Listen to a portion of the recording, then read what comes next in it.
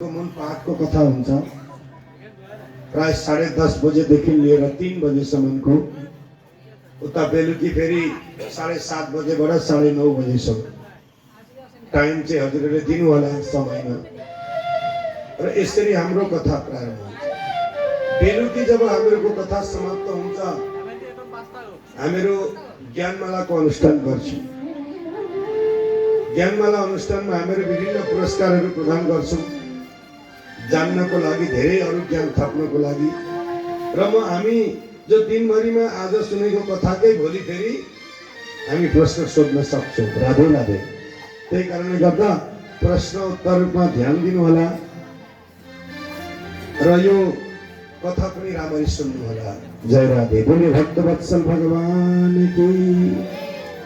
पहिलो प्रश्न, मनुष्यले गर्नुपर्ने कर्तव्य के हो, मूल श्रेष्ठ कर्म के हो, यो भयो। दोस्रो प्रश्न सोध्नुभयो के भयो तारास, भगवान किन अवतार लिनुहुन्छ। दोस्रो, भगवानका अवतार कति छन्, किमान अवतार भगवान। अनि तेस्रो प्रश्न, चौथो प्रश्न, भगवान श्री कृष्णले के अवतार गरेर के लीला गर्नु। चौथो प्रश्न। पाँचौं प्रश्न, बलराम रोहिणीका पुत्र पनि भनिन्छ। राधे राधे। हो कि होइन?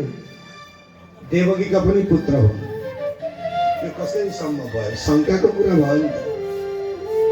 हर मनुष्यलाई शास्त्रमा शङ्का हुन्छ र यो शङ्का पनि दूर गरिदिनु होला। अनि अर्को अन्तिम प्रश्न भन्नुभयो, ब्रूहि योगेश्वरे कृष्णे ब्रह्मणि धर्म पर्वणि संकाष्ट मदनुपेते धर्मक शरणं गता। हे गुरुदेव, यो पनि हामीलाई बताउने चेष्टा गर्नु होला। भगवान यो लोक छोडेर गएपछि धर्म अहिले कसको शरणमा छ वा कलि युगमा धर्म कसको शरणमा छ र धर्मको परिभाषा के हो, यो पनि बताइदिनु होला। 6वटा प्रश्न गर्नु।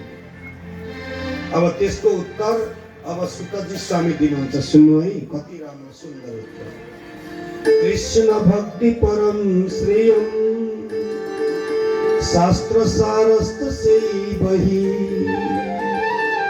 प्रयोजनम सतो रक्षा कर्म शिष्टादिलक्षणम्।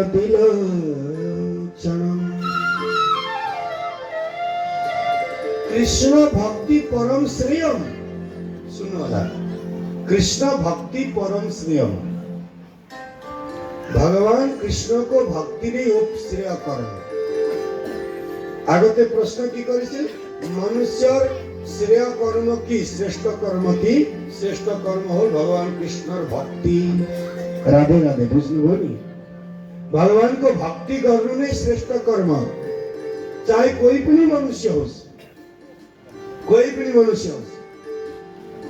जब संसार जगतमा उसले जन्म लिएर आउँदछ देहधार गरेर भनेदेखि ऊ चाहे जसको घरमै नजन्मियोस् किन, चाहे जहाँसुकै नजन्मियोस् किन, ऊ भगवानको भक्त बन्नुपर्छ, भक्ति गर्नु। किनकि भगवानको कृपाले मात्रै यो संसार हेर्न पाइन्छ। राधे राधे। बुझ्नुभयो नि? भगवानको इच्छा बिना त हामी यो संसारमा आउन सक्दैनौँ। राधे। हो कि होइन? बोले भक्तवत्सल भगवान की।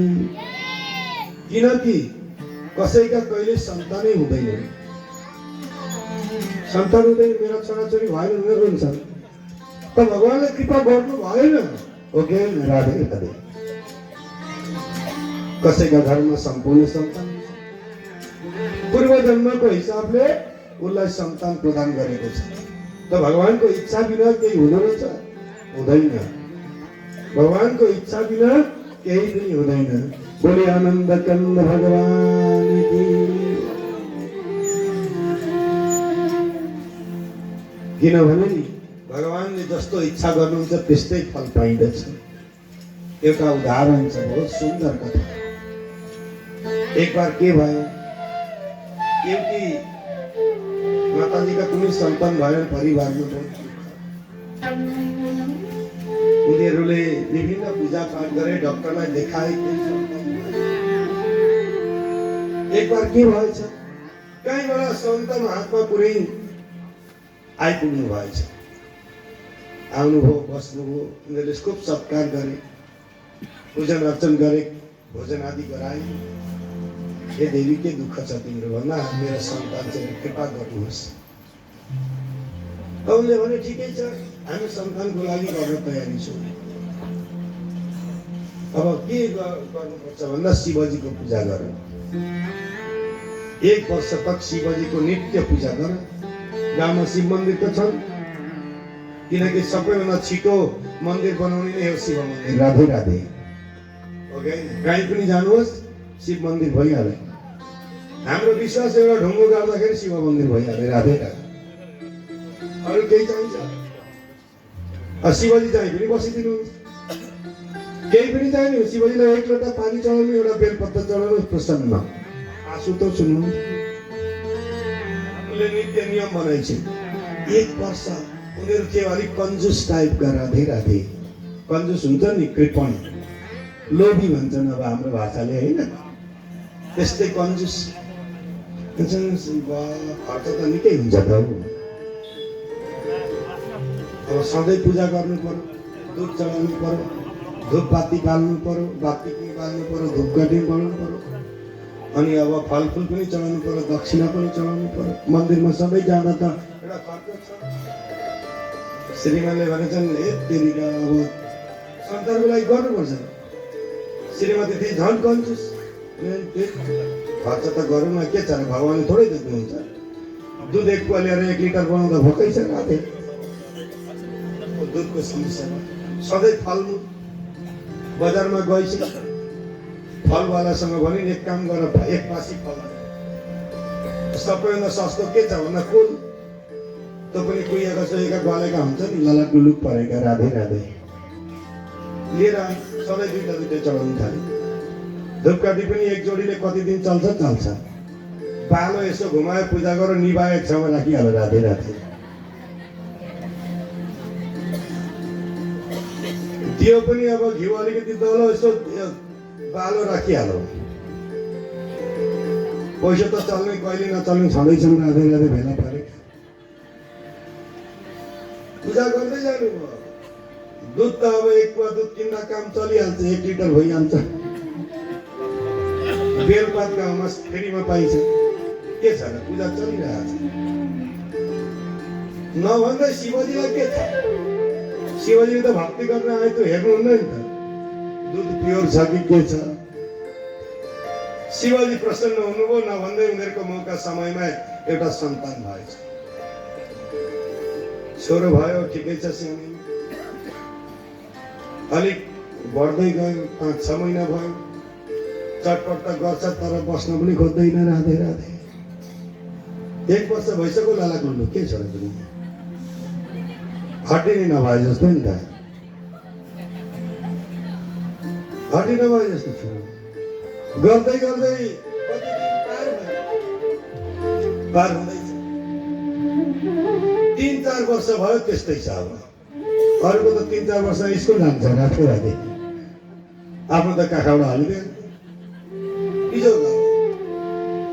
एक दिन नभन्दै कताबाट ती सन्त पहिलेका घुम्दै घुम्दै आएछ।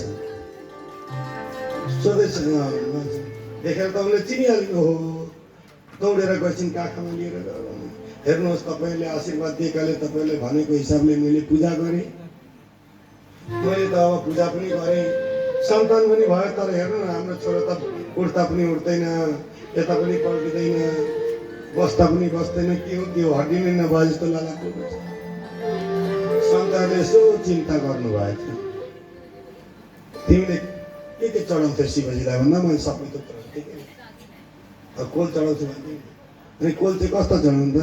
कोल पनि त्यस्तै गलेका कल्ला लुनु पऱ्यो। छोरो पनि त्यस्तै भयो। र भगवानलाई जे अर्पण गरिन्छ थोरै गर्नु चाहे नगर्नु तर राम्रो गर्नु। राधे राधे। बोली भक्तवत्सल भगवान की। बुझ्नुभयो नि? भगवान शङ्करले चाहनुहुन्न कोही एउटा वरदान माग्न गएछ। राधे राधे।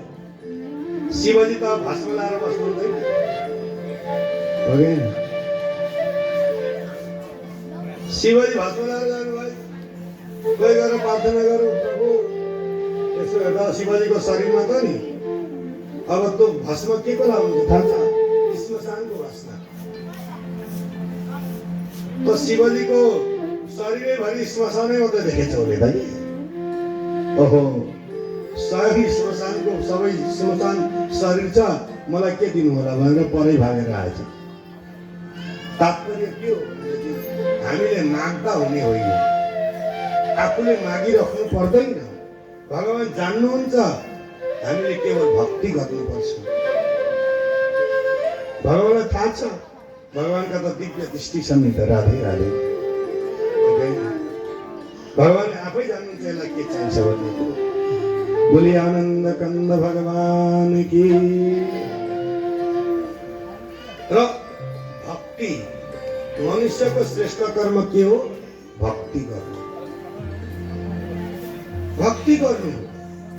हामीहरू भन्छौँ हामीहरू भक्ति नगर्दा पनि कतिपय भनिरहेका छन् त कोही, उनीहरूको पनि एउटा भक्ति छ। हामी भन्छौँ मुस्लिमले भक्ति गर्दैन, क्रिस्चियनले गर्दैन, फलानाले गर्दैन, अर्काको उदाहरण दिन्छौँ। त उसको भावले उसले गर्छ नि त। परमात्मा त एउटै हो, उसले अर्कै नजरले गर्छ, हामी अर्कै नजरले गर्छौँ। जसले भक्ति गर्छ शुद्धताले गर्छ। तर हामी सोच्दछौँ हामी त झन् श्रेष्ठ हौ, हामीले त नगरे पनि हुन्छ। त भगवानले त्यो सोच्नुहुन्न, हामीले गर्नु पर्दछ। कसले के गर्दैछ त्यो सब दिव्य दृष्टिले हेर्नुहुन्छ भगवान। राधे राधे। बोली आनन्द कन्द भगवान की। अब धेरै प्रश्न देखेर सुतजी भन्नुहुन्छ श्रेय कर्म यो। अरू भगवानका अवतारको विषय